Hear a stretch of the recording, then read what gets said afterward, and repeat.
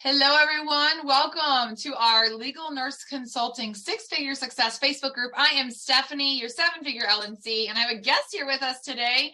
But before I jump on and introduce her, many of you probably already know her. I want to make sure we can do a quick sound check, mic check. Let me know you can see me and hear me. You do not want to miss what our guest speaker has to tell you today. My name is Stephanie again. Let me know, hey, Carly, if you guys can see me and hear me, give me a thumbs up. And if you are new to our live interactive trainings, let me know where you're from. It's exciting to see how large our network has already gotten, and I love Monica. Hi, what's up, Riley? How are you guys? All right, so we are good to go. For those of you who don't know, our live interactive trainings are every single Thursday, unless we're off, maybe for the holidays. They're coming up. But I want to introduce you guys to, thank you, Riley. I want to introduce, Riley says we look fabulous. So, I'm excited. Hey, Jack, what's going on? So I want to introduce you guys to a friend of mine. Her name is Jacqui. Hey, Monica from Fort Lauderdale. Jacqui is a legal nurse consultant. Jacqui and I met earlier in her career. And Jacqui, I'll let you give them like the foundational aspect of kind of like, when did you get started and a little bit about yourself? And then we'll dive into some questions because I know everyone is super eager to hear how you got your business to $500,000. All right. So I've been a nurse for about 22 years and a little bit over, but who's counting? I wanted to do the legal nurse consulting for, I'd say, before I started a good 5+ years. I was thinking about attempting it.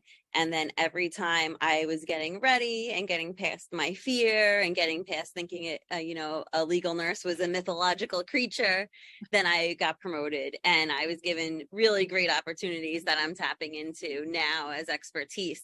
But finally, I kind of forgot about it a little bit. And then I was just at work one day and someone on LinkedIn reached out to me. And it was an attorney, a defense attorney from Georgia, asking me if I could be an expert witness for her firm. And I said, oh, wow, this is a sign. Let me try it. And I got a check in the mail. I got records emailed to me, and I sat in my pajamas by my fireplace and read over it. I didn't even have to write a report. I just gave my verbal opinion, and I said, wow, what am I doing? It is time to make the switch. If this is not a sign, I do not know what is. And that's kind of how I ended up starting my journey. I ended up leaving my health system a few months later and doing this full time. That's fantastic. I love it. When did you start? If you can give some perspective just to everyone who's viewing, when did you start your legal nurse consulting business? It was under 3 years ago. It's under about 3 years. Yes. It had. Oh my God. Wait, we've known each other that long already? Yeah. Wow. That one. Okay. Because I met you in the beginning of your journey. You had already become an LNC. So a little bit of background too, just on those aspects of starting your business. So we know how you got started, essentially, what your background was less than 3 years ago. And if you can give some lead in, I think, into what were some of the initial struggles, I think that when you first started the business, you already had mentioned you had some fears, right? Every time you kind of get ready to take the leap, something else would come up.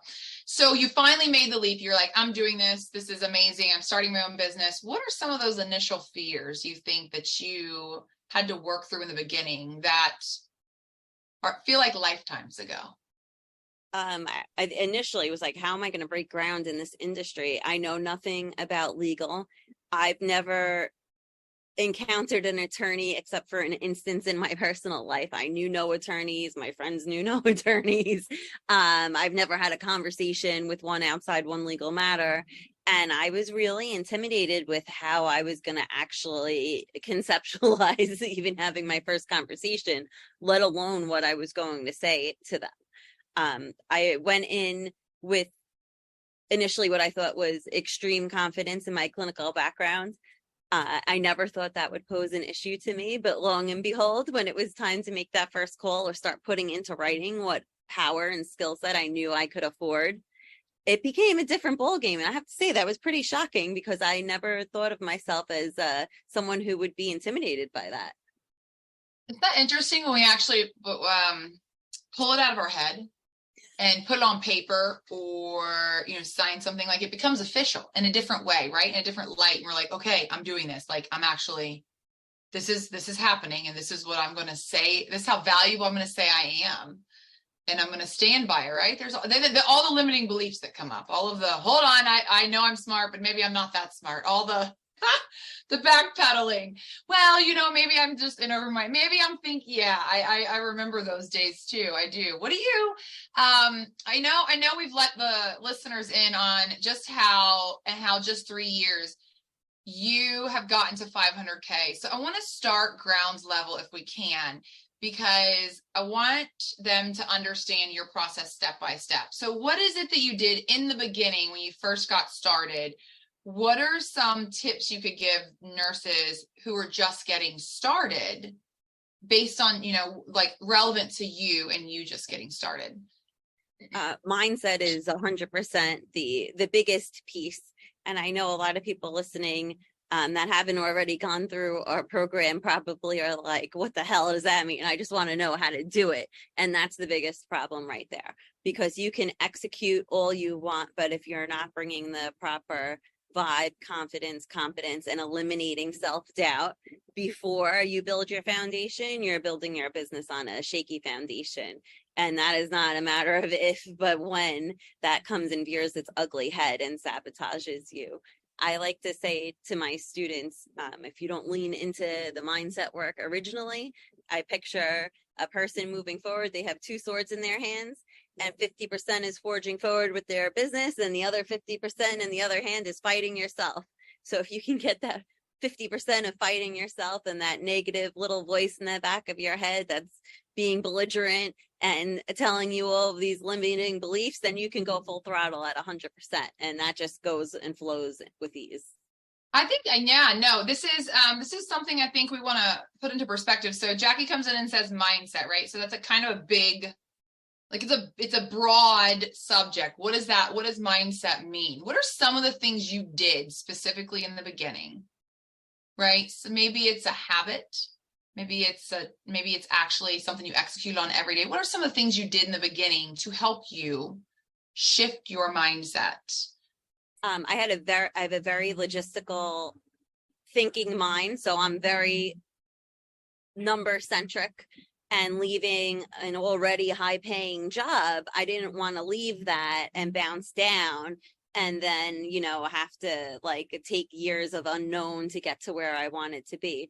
So for me, initially, I did calculations, and I had to constantly remind myself 40 hours no longer equals 40 hours. I could do 40 hours of work in the LNC field, and that would be monthly salary plus in the month. Where meanwhile, in my old job, I was doing maybe 50 to 60 hours with all call added in a week. So that was something I had to constantly reset. Why? Because I'm on this earth more than 4 decades, and that was 4 decades worth of thinking and muscle memory I had to reverse. Like it wouldn't just happen with the flip of the switch. So that repetition, revisiting that thought process of, okay, right, I might be doing 30 hours, but 30 hours at this rate, right? The value of my time. Yes. I'm very, Jacqui and I are very similar in the numbers driven game. I like numbers as well. So I think it helps sculpt a lot that has to do with business. But she's absolutely right. If you become too focused on the number, you'll lose sight of what your mission is, what your intention is. And just like she said, 40 hours a week in LNC covered a month's worth of salary. A month, even in her executive position. So what else? You said you left a high paying job to come into a field, right? So you had expectations of yourself. You probably set income bars, right? What did you do for yourself when you didn't meet that? Let's say you set an income goal for 1 month and you didn't meet it. I wonder if we can share with the viewers some of what we go through, right? What is our thought process as we go, okay, I didn't hit my goal. Were there any second guessing, negative thoughts, did you have some of that creep up? And if you did, what is something that you put into place at, maybe it's on a daily basis, maybe it's again another habit or something, you're like, all right, from here on out I'm going to do X, I'm going to set my goals here, here's why. Can you share a little bit towards that? Absolutely. I did weekly goals, monthly goals, annual goals, and then whenever I had anxiety, I would break out my calculator and do the calculations anywhere in between. And as any business owner or entrepreneur in any industry will say, there's going to be fluctuations, and the most fluctuations will be in the beginning of your business, the first few years.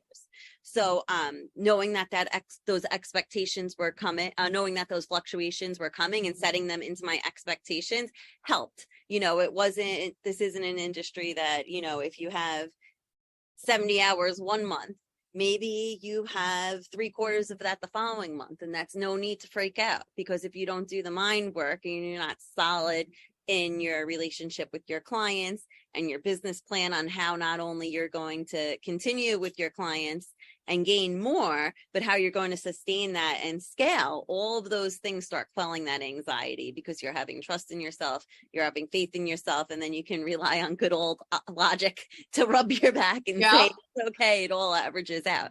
And I still do that. I still do that to this day. I had one of my highest months ever over the summer, and then the next I had like 3 months like that in a row, and then the next month was average, but it felt like it was so low, and I was like, oh my God, what's going on? Am I losing my edge? These are things that go through everyone's mind. But then I broke out my calculations. I was like, no, you're doing above average, and not only that, you're doing above your goals that you set for this year too.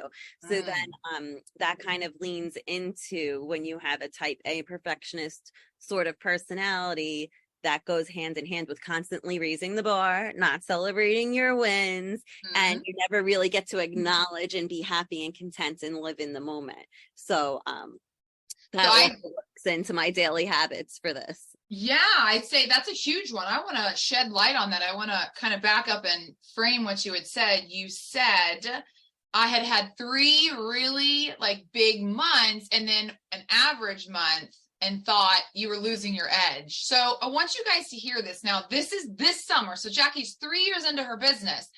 This is biologically how we're built. We're built to tip in this survival state of mind when things aren't staying as we give ourselves a new normal. And so Jacqui had to go back and reflect, but I want you guys to listen in and around what she had said about going back and looking at her goals initially for the year and looking at the goals you had set for yourself. I think there's so much power in that, because in the beginning of the year, if you had set your monthly goals, let's say at like 50 or something, and you superseded that, reflecting on that shows you how far you've come, instead of giving yourself permission to go down the rabbit hole of what's going on, the whole panic, freak out, paranoia kind of spiral that you were talking about. That's huge. That is so immense. And I want to bring light to that, guys, because you're going to feel this when you first start your business. And every time, just like Jacqui's saying, you level up, you break a new normal, you create new intentions for yourself, and you're going to feel it again. So I think that's pretty amazing. Would you say you've built that in, Jacqui? Is that very routine for you? Do you routinely look at goals? Yeah, absolutely. And I'm on a weekly basis analyzing the amount of hours and averaging and seeing how it plays in, so I can predict and make sure that I'm out. Right, because because it's just me, I don't have my own quality department, I don't have my own finance department, I don't have my own marketing department, it's all me. So I have to make sure that part of my daily habits and my business plan are fulfilling a schedule when to follow these things, and most importantly, measure them. Because if you can't measure them, then you can't manage them. And you could start off real strong and it could slip away, or you could be doing things that aren't working and you won't know where your pain points are and where to expand upon. I love that. So a daily habit then is really about weekly goals. I set weekly goals too. I do in our mentorship, we have the perfect day calendar, and it's the weekly eval. And we also have monthly evals. You do them with our students in our mentorship. So you would say to everyone, one of the probably key ingredients, a secret ingredient to your success, is setting weekly goals and then reflecting, evaluating, and then looking forward. Do I continue down this path? Is it working? Do I need to pivot? Is that safe? Absolutely. And I also pay very much attention, now that I have time Yeah. flexibility and clarity in my life on how things are actually feeling. I came from a limited belief of, work harder, you've got to bleed, sweat, cry, be like falling over the finish line in order to succeed or be entitled to be successful or get to the next level. And, through you and Natalie, it's quite the opposite of that. You actually attract more, easier, and live a happier life when you break out of that wage cage sort of thinking. So that certainly worked in. So another part of my daily habits is when I realize that I'm having this negative thought process come through, or even I'm doubting myself, I take pause to hear what's actually going on in my head. Like, what am I hearing? Oh, you're not going to make your goal anymore. That was a fluke. It all fell through and now it's all going to hell. Whatever that is that comes through, or you're really not good enough. You should have known you don't deserve that as a nurse, or whatever comes through. I'm taking that on a daily basis and I'm reversing it by 3 with an affirmation or a statement. You could put it in writing, or even if you're just on the fly and you say in your head, like, it's just like when you look in the mirror in the morning and you wake up and you're like, damn, those bags under my eyes are bad. Like, that's a perfect example. So if it was something like that, I would say, I look beautiful today. I'm going to give myself grace today and get a little extra sleep. And, something else complimentary. But it's the idea of having one negative and reversing it by 3, because you're literally restructuring the way your mind is thinking and the energy you're putting out there. I love that. One negative thought, reaffirm, restructure with 3 positives. Another insider secret, guys, to Jacqui's success. I love this. And this is, I want to bring attention to this too, the amount of awareness you have. As nurses in general, I think it's safe for both of us to say that what we've seen and experienced, and not to speak for anyone else, but generally nurses are hardwired to think about themselves last. We groom ourselves to have like very little awareness of what's actually going on in our heads, and as far as self-talk, as far as how we talk to ourselves, as far as how we reference ourselves. So I think that's huge that you mentioned that. And I want to lean into it too, because you said, the whole blood, sweat, and tears thing, right? That's us. That's usually how we justify, I can make more money. I deserve more money if I'm working harder. Would you say that, because I do this too, would you say that if you find yourself tasking, like busy, just in the busyness of business, would you say that you either lean into the busyness because the harder you work, the more money you make, or do you push away from the busyness? It's still a constant fight with all the work I've done. It's an easier fight, but it's still my guttural instinct to keep working. But with the awareness I've acquired, I can identify that in the moment now rather than retrospectively, which is a huge gain for me. And I actually am someone who has to schedule my downtime and activities. So I have to make sure that that's blocked. And I try to have specific things, whether it's, massages, going to the beach. I'm going whitewater rafting this weekend, and I blocked out multiple days for that. Those are things that I would have never done in the past. If I went away, I'd be saying to myself, you're lucky you can even go away, and you damn well better be working while you're away as much as possible. So just reversing a lot of those things as well. I love that, guys. She knows where she naturally falls.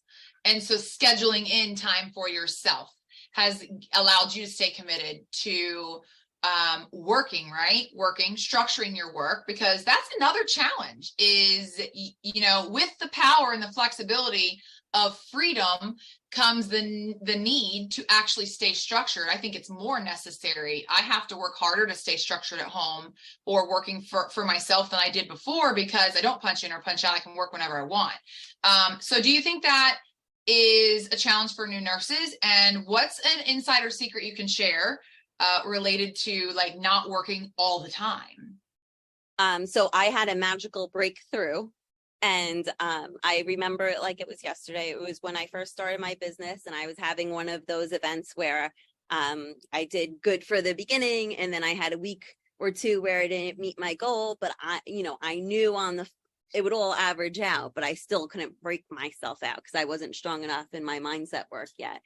And I remember listening to what you and Natalie said. And for the first time ever, my friend called me. It was a day I would have normally been working and said, let's go out to the Hamptons and have a rosé lunch and go to the beach. And I said, I can't do that. I have to work. And then I said, no, I'm going to do it. I'm going to lean back so I can welcome in. And wouldn't you know it, while I was at lunch sipping on my wine, I had 3 brand new clients call me during that time.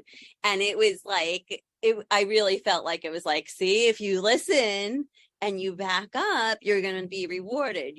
Because essentially, if I continued on my pace and I didn't do that, I would have been on the same track as I was as a nurse working for someone else. No boundaries, not even exercising your own Maslow's hierarchy of needs, missing all of the things important to you, not peeing when you want to, not eating, not getting the right rest. And I found myself doing that. But now I was aware and I was like, wow, I have nobody else to blame except for me now. I better like snap my butt into gear. So I did that. I had that magical occasion. And every time I felt that feeling coming on again, I said, all right, now it's time to back off. Go back to the Hamptons. Right. and every time something would happen.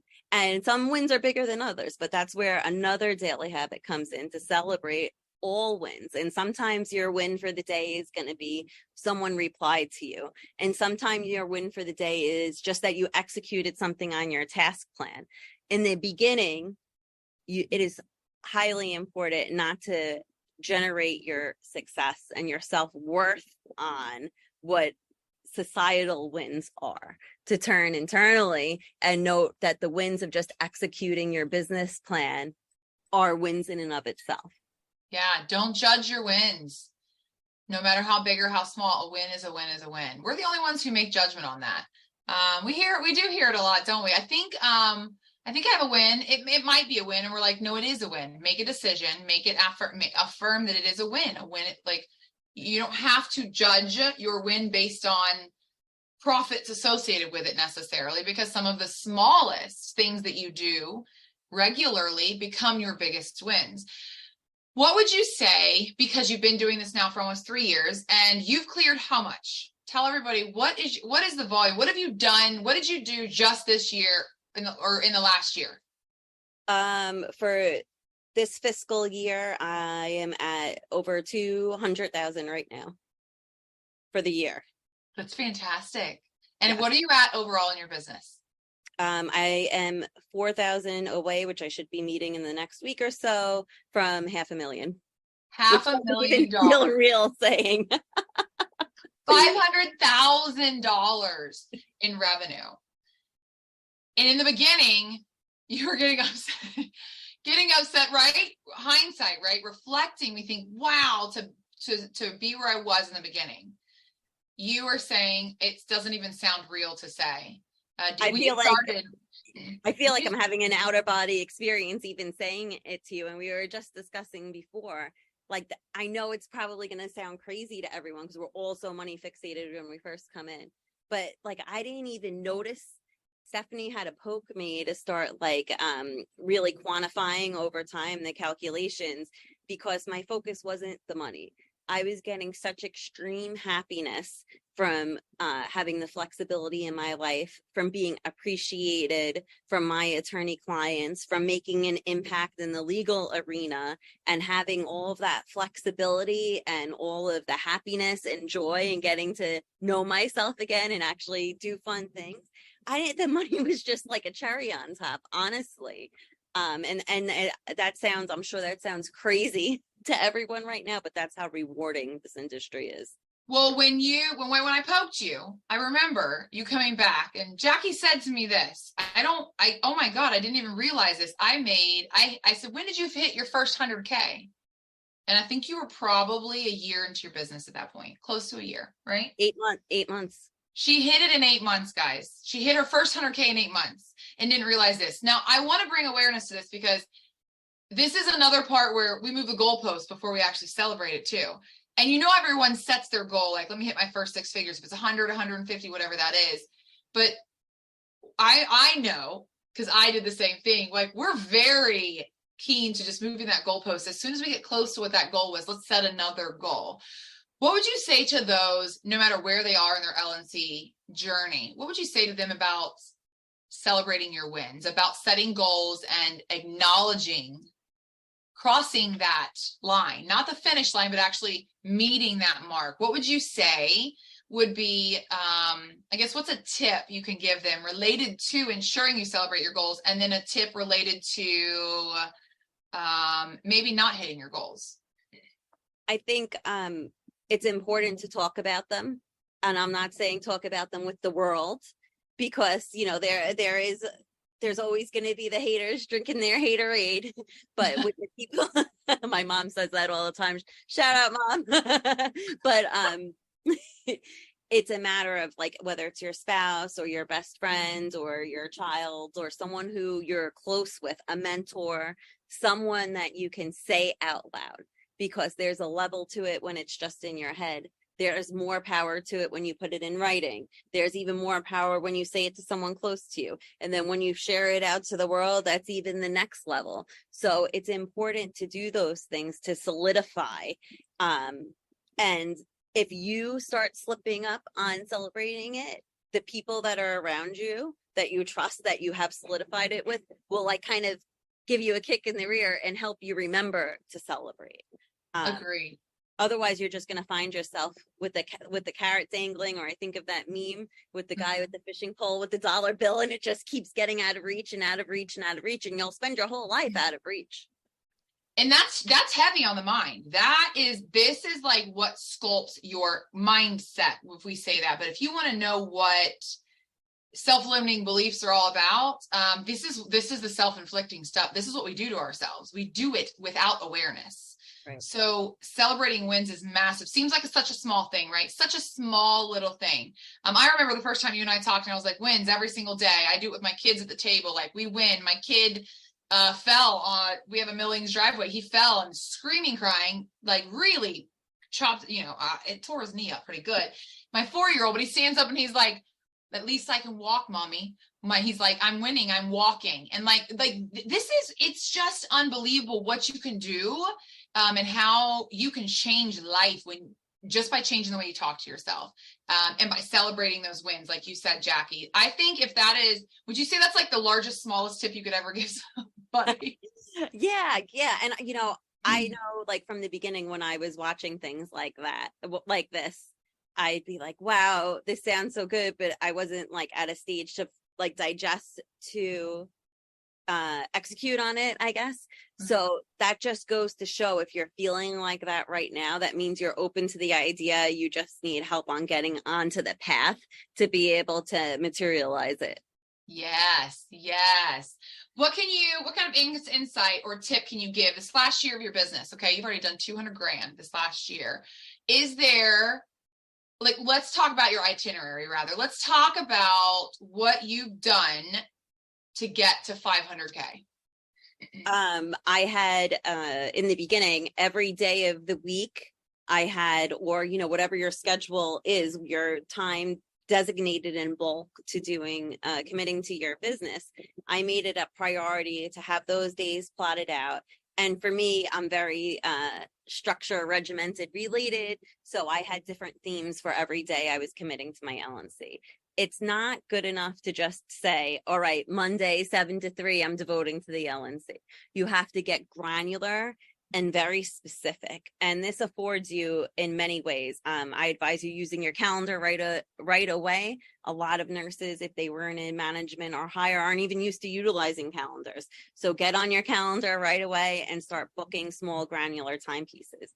It could be as granular as, for a half an hour or an hour, 9 a.m. to 10 a.m., I'm going to message on this platform. 10 a.m. to 11 a.m. is due for my every 3-day follow-ups. 12 to 1 is due for my 4-week reach outs. And you know what? I started noticing I was kind of getting stuck in certain areas, and it was like kind of losing its flair or spice. And for me and my personality type, I know that's a bad thing, because then I'm going to get bored, and then I'm going to get flighty, and that's a rabbit hole for me. So one of the things I did early on was make a parking lot. I know, Stephanie, you love that term.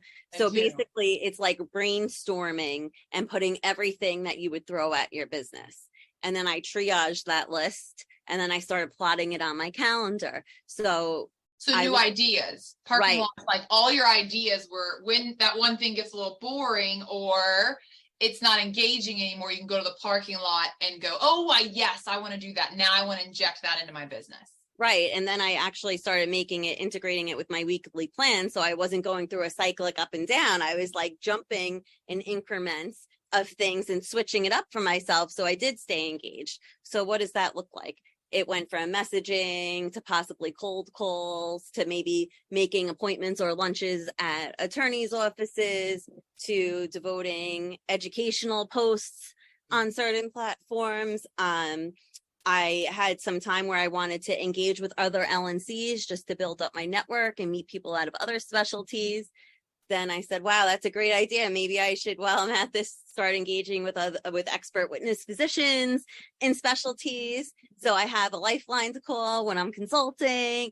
And then before I knew it, every day as I was working, a new little idea would come, and I just kind of threw that into my artillery. And some of them were things I would do weekly. Some of them were things I would do monthly, and some of them were things I would just keep on the side. And if I got bored or sick of doing something, I'd like give myself a little like a potluck to pull out. Yeah.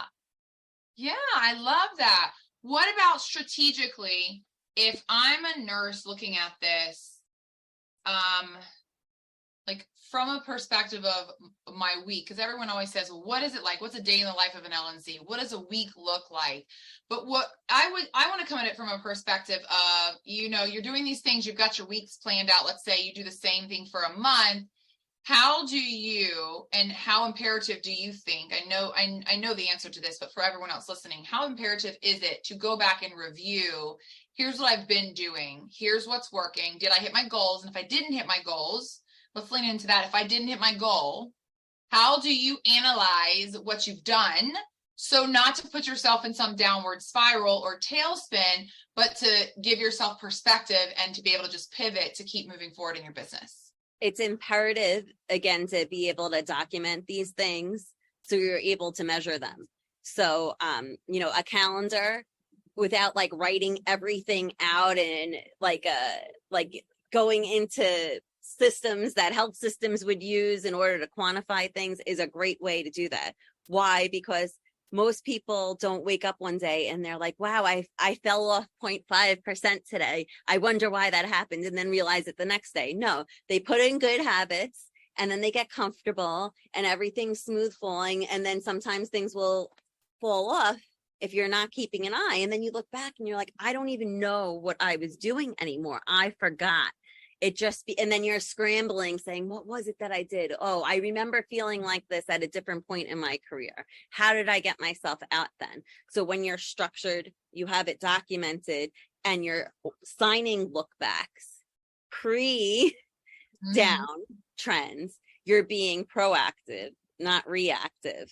And you're able to look back and actually see it is what you were doing and reinstitute. So it's safe to say that there is flexibility. I know I've had that in my business. As my business went on, and this is for everyone out there, first couple of years of my business were all over the place, but I was nowhere near as consistent as Jacqui. That it was it hit or miss, months with nothing, a couple cases. Anyways, so lots of peaks and troughs. And to decrease that, what Jacqui is saying is it's that consistency. It's I think the invaluable insight here is, Jacqui keeps referencing daily habits, and it's these small things you do on a daily basis or weekly basis. She's looking back every single week at what she did and what revenue she generated on a monthly basis. How did I do this month? Moving forward, can I rinse and repeat and do the same thing? Or did I have a lower month? But was that lower month average? Did I still meet my quarterly goal? So having some of that insight and yes, driving those numbers is very important because, I've had the same thing. Jacqui knows this. I can't even remember when I quit my job, but the month after I actually let go of my full-time job, I had one of the worst months in 2 years of my LNC business. Do you remember, Jacqui, when I was like, we have literally You want to talk about actually finally committing and saying, all right, I'm going to quit my job, my cush job. I had my business making more money on the side. So logically quit, yes, devote more time. And then the first month I'm full-time in, I make less money than I had in almost 2 years. Like it was, that is definitely, I remember my own freak out. Like, oh my God, I made the wrong decision. What did I do? This is terrible. But then again, like Jacqui says, being able to pattern and reflect and say, okay, but wait, is this sequential? Do I normally have low months during this quarter? Is this what I've seen in the past? Am I able to pattern it out? Am I able to say, okay, what did I shift? What did I do differently last month maybe that I'm seeing as a result? I'm seeing come to fruition this month. What is, I want to lead them to how you got to that 500K mark. Yeah, I'm right there. So the other daily habit that's really important is evolving to be 1% better every day. So what my marketing, well, I don't even like to call it marketing. I like to say it's educating because that's what it truly is. My education presence has evolved completely. When I first started and I didn't have any clients, it was a different tactic to now that I have my clients and repeat customers and referrals. Instead of me using my initial tactics, now I'm talking about cases I reviewed, findings that I've had, the needles in the haystack, how I settled with that on affidavits of merit or report, not getting, as in my expert witness arena, not being deposed or to trial because the specificity is leveling. Mm-hmm. So those are some of my evolutions, but you have to be cognizant of your wins in order to capture them, in order to infuse them into your business, in order to scale up. And I'll tell you, part of living your perfect day isn't just infinitely scaling up. It's also knowing when to scale down. Mm-hmm. And as crazy as it is, in under 3 years, I'm already dialing down my knob because I've already exceeded all of my goals. I'm extremely happy where I am. And now, rather than my worry or concern about where's the next client coming from or how I'm going to continue this, it's like, don't let my old type A personality come up and keep working, then lose sight of the whole point. Your husband my husband asked me this, and this was actually earlier this year, right after first quarter. He said to me when we were meeting with our CPA, when is enough? Like when same thing, you've hit your goals, you've exceeded some of your goals. When is enough? And to me, I was like, well, nothing is ever enough. But in clarity, he's like, no, are you happy? When is enough when is that? No, I'm happy. I just have a desire for more. And I think what Jacqui's saying too is like scale it, dialing it up, right, to meet a revenue stream, but then realizing that you have the power to dial it back. I remember when I reached out to Jacqui and we were talking about doing a case together, and she was like, I'm not really like looking for cases or anything at this point, remember? And I was like, oh, no big deal. You're like, I'm actually kind of dialing it back. And I'm like, I've been there. You get to a point where you're like, no, this is good. This is a great balance. This is where I get to enjoy myself and not look to work for happiness. A lot of us depend on, you know what I mean? Like, I guess let me reflect back to being in nursing, right? The more money I made meant I could be happier. So I got a raise, right? I increased my salary. I became a director. I grew in another company, things like you did, right? You get a promotion and all of a sudden, oh, I'm supposed to be happier. I think that once you realize you have absolute control over your destiny and your happiness, you get to dial it up, down, sideways, wherever you want, flex in any capacity and any time to be happy. Would you say, less than 3 years, you started where a lot of people start, coming in with a lot of the same beliefs and a lot of the same questions and fears. What would you say is the number one thing that's helped you get where you are and also helped you realize, I know this is really tough, isn't it? The one thing, if you could pick one thing, Jacqui, if you could lean back in your seat and say, this is the one thing that got me to 500K, what would you, if you can give it one thing? Not accepting my old life. not Not accepting accepting my old life. old And- life and old habits. And not just in going back to the hospital or being in administration, just even the whole personality transformation, like feeling those negative thoughts come out and not intervening on them, or wanting to work more and continue to go more and keep raising the bar and not leaning back. Constantly reflecting on that and taking a hard stand and a hard boundary of refusing to go back, I think was the backbone of all of the progression. I love that. I love that. And to anyone who sets a goal who doesn't meet their goal, what would you say to them?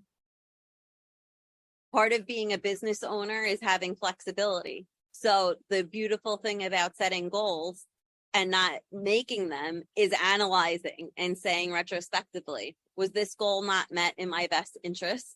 Because it was my anniversary, friends came by and surprised me, I had a life event, I wanted to care for a sick family member, okay. Or was it fear-based? And it's based on procrastination or not feeling good enough or not feeling worthy. And during that, because that is the perfect decision pathway for you knowing if you're on the right track or the wrong track and to reset. It's fantastic. That is fantastic. Yeah, I got to have my kid home the other day. He got his eyes dilated. My 7-year-old got his eyes dilated. So I think that there's power in that. And you mentioning, if I didn't hit my goal, why didn't I hit my goal? Do we really have to judge ourselves and belittle ourselves to say it was a bad thing, but maybe it was really a good thing, right? If we're looking at it openly, like Jacqui said, did I take time to be with family? Did I go do something? Have a friend stop by? Like maybe there's a reason why I didn't hit my goal. And am I okay with that reason? Because if I am, then that's the beauty in life. That's the best part. Is that flexibility, right? I think, we say flexibility, but it's really like the control. You have so much more control over life now than you did as an executive, right? Oh yeah, absolutely. And, it has nothing to do with even the level of nurse you were. For anyone across the board in healthcare, it was always work comes first. And anything that fits in between is squeezed in and plotted in. And if there's an emergency or a call out or a disaster or any other one of the 10 million reasons, you had to drop everything and go in. And that's just the way we're used to. So it takes mindfulness in order to break out of that. It does. It does. What's your new goal, Jacqui? You did 200K already. What's your goal? You said you're right. You've met a mark where you want to dial it back. I feel you. I've been there. I've done the exact same thing. I did it at the end of last year. Myself, what is your outlook for the rest of this year?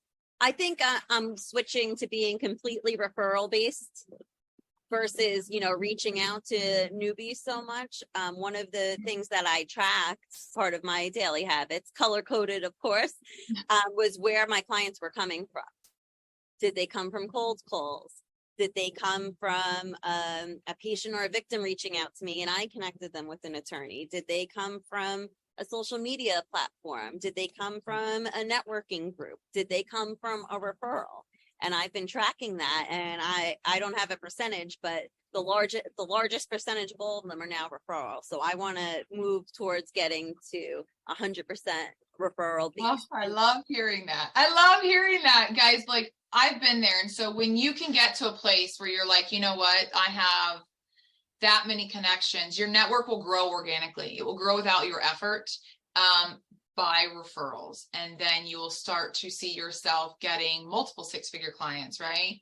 Like Jacqui doesn't, and this is another, like, let's bust this myth while we're here. You don't need 100 attorney clients to make 6 figures. How many would you say? I guess what's I don't want to say what's average, right? Because overall you had more in the beginning than you do now as you have more repeat customers or clients. Now, how many clients are you averaging now overall? I'd say I have a hardcore 10 firms that are the majority of my business, but that doesn't mean you're going to start out with 10 and be stuck with 10. There's plenty of attorneys that I picked up in the beginning and they had kind words, but that maybe they threw me a few and then they kind of fell off. And then there's attorneys that, maybe you guys just weren't a good match, and you're going to go through that in the beginning. But once you find your tribe, man, you guys vibe together and they're like calling you and just wanting your opinion and chatting. And that's the ideal client piece that our program goes over. And that's where the flow is. It is. It makes it easy. You get to choose your clients, keep who you want. Jacqui's made over 200K so far in this fiscal year with just 10 clients. So if that can help sculpt perspective for any of you who are looking into this, and to know that Jacqui started where you are less than 3 years ago and has utilized her network and her tribe and has now decided to dial it back. I think it is absolutely, I think, I don't even know. It's very flattering to hear words like that come out of other people's mouths, because for me, it's a surreal feeling to say, I actually don't necessarily need to keep this pace anymore. I want to work less hours a week now, and it's flattering to hear others say that, because there's so much, I don't know, there's so much reward in being able to listen to someone else, go through and say, this is what I want to do. The joy, the pure joy that comes out of life now for you. I mean, you're going whitewater rafting. I'm excited. I've never been whitewater rafting. So now, in my parking lot, and this is true, Jacqui got me got me on a parking lot thing. So now I have all these parking lots for different stuff. So I love that. Any last words of wisdom, anything? We've got a couple. Anybody got any questions? Let me call to the Facebook group really quick. You guys have any questions? Jacqui and I have just been vibing over here and chatting about stuff. Anybody have any specific questions that are coming through? If you want to drop them real quick, and we got people in here from Fort Pierce, Kansas, Fort Lauderdale. What's going on? I love this. So many people coming in. I don't see any quick specific questions, but guys, hey, if you want to drop your questions in here in the feed at any point in time, Jacqui's with us. And our team will get with Jacqui. She's happy to answer any more questions. But on that note, Jacqui, because I know you have to get going, what would you leave? How many hours on average do you work? Lena wants to know. Lena, is that a week? How many hours do you work a week on average, Jacqui? I would say 15 to 20 on that. 25 is my cap. When I started hitting that a lot or over, I hit a lot over that for multiple months. Then I was like, okay, let me start scaling that back down. Yeah. 25 is a sweet spot for me. You know that. I'm about a 5-hour a day kind of person, and my brain needs a rest. I can't believe I used to work 12-hour shifts. I'm like, my brain can't handle that much. Zedra wants to know, how long did it take you to get your first client? Well, you got your first client technically before you left your executive position. Yeah, but after that, I did it in 30 days. 30 days. So my second client on my own, my first on my own. There you go. Great questions, guys. Any more questions coming in? Just keep dropping them in. Any last and final words of wisdom, Jacqui? If you could set them off with one thing to do today, if they could start doing one thing today. Actually, Sarah has a question. How many subcontractors do you have? She doesn't have subs, Sarah. She doesn't sub. She only works 25 hours a week. Sorry, I knew the answer to that question. I already talked to Jacqui about scaling up with subs, and she said, nope, I don't want to do it. It was Tabitha's first time on a live. Welcome, Tabitha. If you could leave them with one thing that they could start doing today that would set them off on the path to success, what would that be? Embrace your inner child, embrace your inner quirkiness, and let that shine through, because attorneys are people too, and they're in a very stiff arena. And if you can be an expert in your arena and bring a breath of fresh air, that is the most easy way to make a fast connection with people wanting to work with you and chasing you down. And it is so important to not just want anything. It's like if you're dating someone, you just will date anyone just to get married, just so you're married. That obviously would be bad for a long-term relationship. It's the same as you're scoping out your clients. You're just not trying to get them. They are getting you. and you have to step into your full power in order to be working with the right people and achieve that flow. Yeah. So be yourself. Don't be afraid to, like Jacqui says, be quirky or be energetic or be you. If there's not the right attorneys will vibe with you. There really is a thing about ideal clients. I definitely learned that, and we brought that into the mentorship, was not everyone's meant to work. I'm not meant to work with everybody. I love that analogy. You don't have to just date anybody to get married, right? Long term, it's definitely not going to work out in the end. You get to start being selective. Be selective. Be selective for yourself, for your own happiness. I like that. All right, guys. How fantastic. Jacqui, I really appreciate you. I told you, we totally went over, so I've got to let you go. I gave Jacqui like 35 minute timeline, and we're 52 minutes into this, guys. So Jacqui, I appreciate you taking the time. I know you're headed out for a fantastic and fun weekend, so enjoy. I really do want GoPro, like camera video. I know it's going to make me sick to my stomach, the motion sickness, so I still want to do it. I still want to do it with you. So guys, I'm so excited. Rewatch this. Drop your questions in the feed here.